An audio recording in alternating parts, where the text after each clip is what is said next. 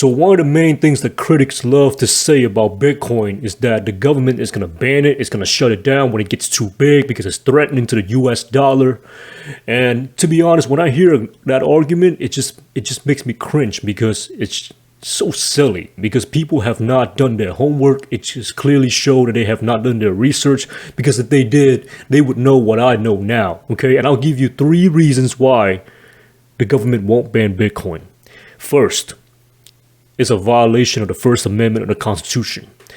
Bitcoin is protected under free speech. Now, what does that mean? It's an open source software, right? And I think back in the 1900s, the Supreme Court had already ruled against this with a similar case, with another protocol. And they claim that this is open source software, and therefore they rule that we cannot ban it or shut it down because it's just free speech. It would be a violation of the First Amendment of the Constitution. And I'll link the description below. I'll link the article where you can read more about that. That article will describe it and explain it a lot better than I can. 2, even if the government somehow manages to get around the First Amendment and they want to ban Bitcoin, which of course would violate our constitutional right, but whatever, let's say they somehow get past that, it would be impossible, because Bitcoin is truly decentralized. And that's the difference between Bitcoin and the 7,000 shitcoins or altcoin or whatever you want to call it that's existing in the ecosystem today. None of them is decentralized. They all have a headquarter, they all have a CEO, they all have a founder, they all have a leader. And when you have that, you can be attacked. You can be attacked by the SEC. You can be subpoenaed to come to court. You can be, anything that can happen will happen to you, because there's a head of the snake to cut off. Bitcoin doesn't have that. The founder of Bitcoin, who's Satoshi Nakamoto, nobody even knows who he is. That's not even his real name. He disappeared. To this day, no one knows who he is. Bitcoin is truly decentralized. There's no one person or group of people that control Bitcoin. No one. It's controlled by everyone. It's everywhere but nowhere all at once. It's a living, breathing mechanism on the internet, and it exists in its own rule, in its own right, in its own ecosystem, and there's no compromising it. There's no stopping it. There's no hacking it. There's no attacking it. There's nothing you can do about it. It's everywhere. So in order for them to shut down Bitcoin, they would have to go as far as shutting down the internet. And clearly, that's just ridiculous, guys. Like, do you think the government would actually shut down the internet just to stop Bitcoin? Think about all these companies that operate on the internet: Amazon, Netflix, everybody, Google, Facebook, all of these huge giant companies. You think they're going to let that happen? So it's a very silly notion to think that the government could possibly even do anything to it. They can't shut it down. They can't bring it into court. They can't file a lawsuit against it. It's so silly, but that's the genius of Bitcoin. That's the mastermind behind Satoshi when he created this thing to make it completely decentralized and basically impervious to attacks. So that's 2.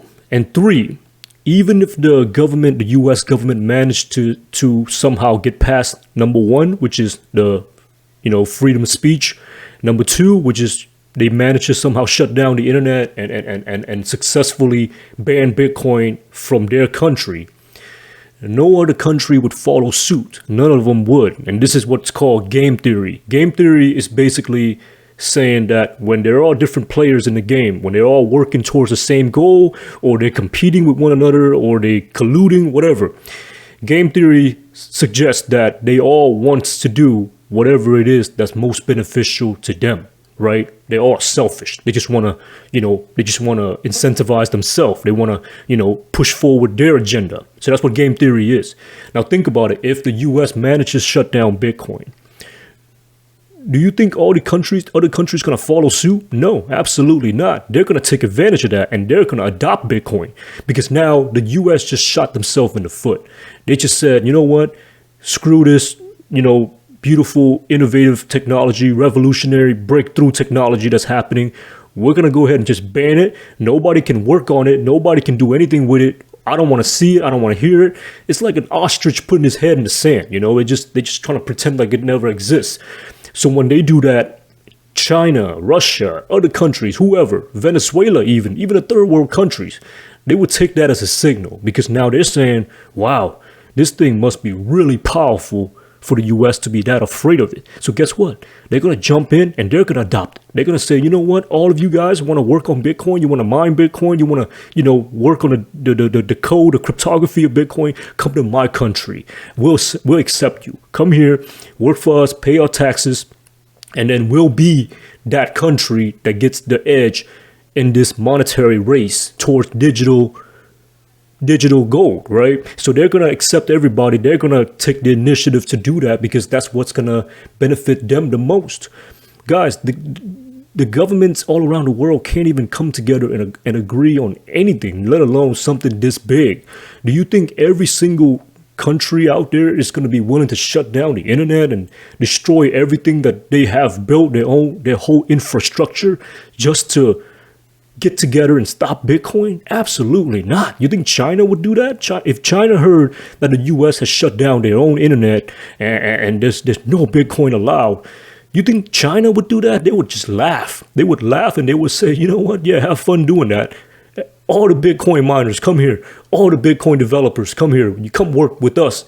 Come to our country. We'll support you, and then they're going to gain a huge advantage in this race. And so technically, that's what game theory is because it basically implies that if one nation decides to shut down Bitcoin, they're going to effectively basically put themselves out of race and they're going to set their own country back years in progress and allow another country to pick up the slack and be able to take advantage of that. And then so they're going to be the one to benefit the most. And that's what game theory is.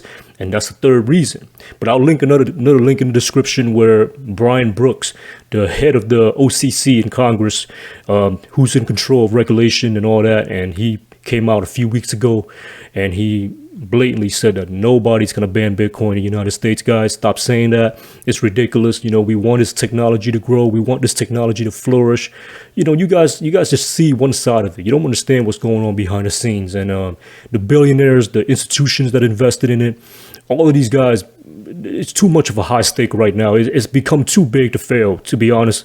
Bitcoin at this point, it's inevitable. It really is. I mean, if they wanted to shut it down, they would have shut it down way back then when it was at $1 a coin or $100 a coin, or when it was like $1 billion market cap. Now that it's $500 billion market cap, it's all but inevitable, guys. So yeah, that argument is extremely silly.